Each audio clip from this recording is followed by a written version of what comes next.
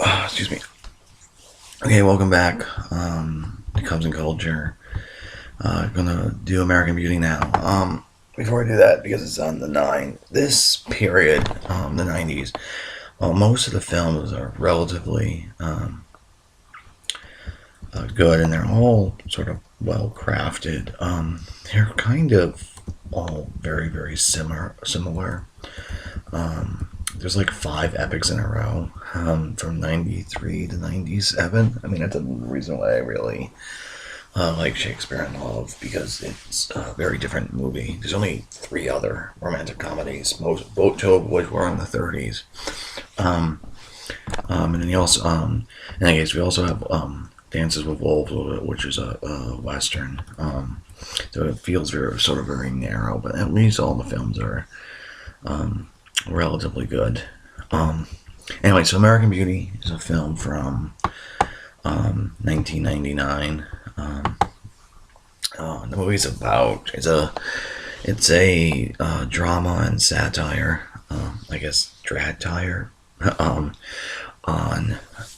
how consumerism and suburban middle class America sort of dulls us to both the beauty of everyday life and then the atrocity, like the sublime in everyday life, and then also the atrocity of everyday life.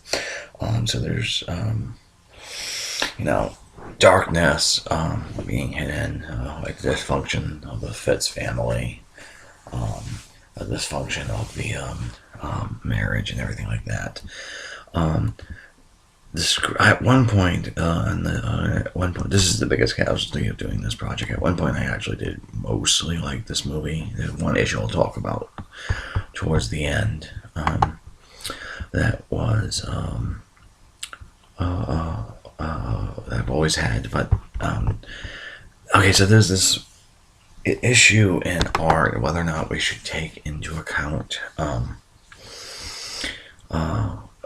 intention or personal facts of the creators outside of the text. And normally I agree that you should just judge the text by its text. Every once in a while there's a special case, and I think American Beauty is a special case because the movie is about how we are dulled to everyday beauty and everyday atrocity. You need a character to sort of wake up to both. And that character in the context of the movie is Lester, and Lester is having a midlife crisis. I'm gonna bring up the trailer. He's having a midlife crisis, and he wakes up to the beauty in the world through a sexual reawakening, because he ends up seeing a teenage girl at a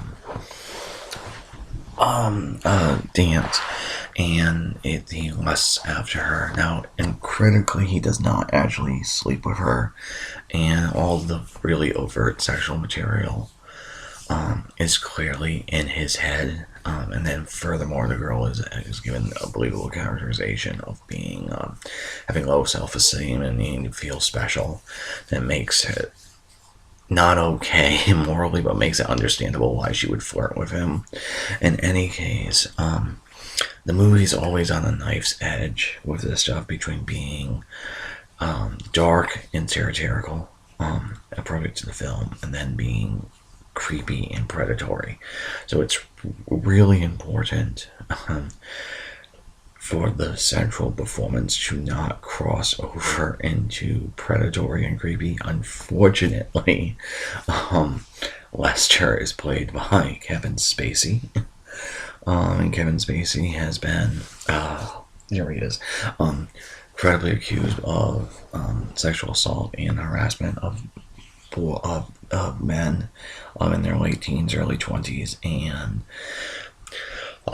he also tried to deflect the accusations by coming out officially when that happened, when it first broke. And that's all creepy, and unfortunately, because it's Kevin Spacey, I find it impossible to get that out of my head that he is Lester, and it feels in the film, being on the knife's edge falls into the creepy and predatory way. And it just doesn't. The movie ends up not working, and it just sort of sinks the film because it's just Kevin Spacey sort of creeping on a teenage girl, which is very, very creepy.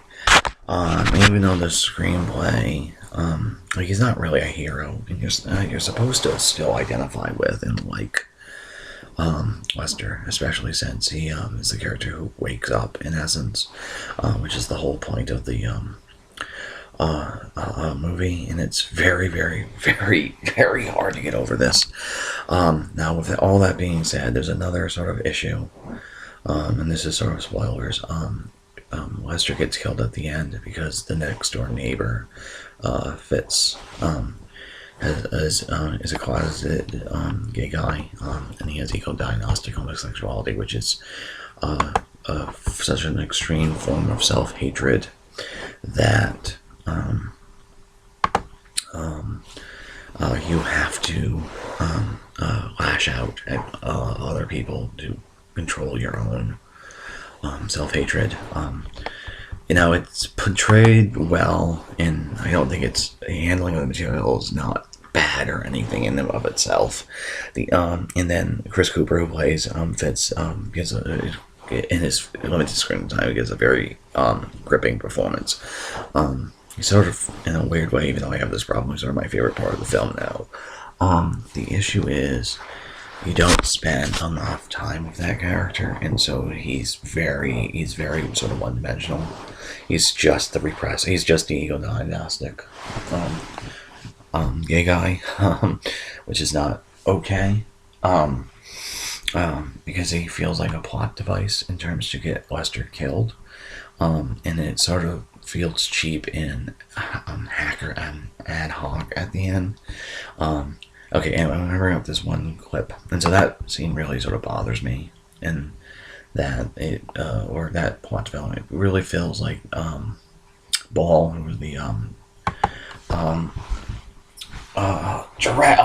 screenwriter, got to the end and realized he couldn't really solve because he needed Lester to die, so he just added the Fitz story as a plot device, and it just doesn't work for me. The other thing that sort of bothers me, I know this is from Family Guy,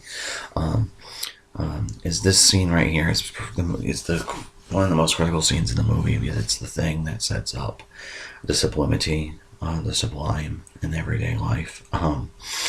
And it's this plastic bag, and it's supposed to be like dancing in the wind, which is okay, I guess. My problem is I can't stop thinking that it's just a plastic bag, you fucking schmuck.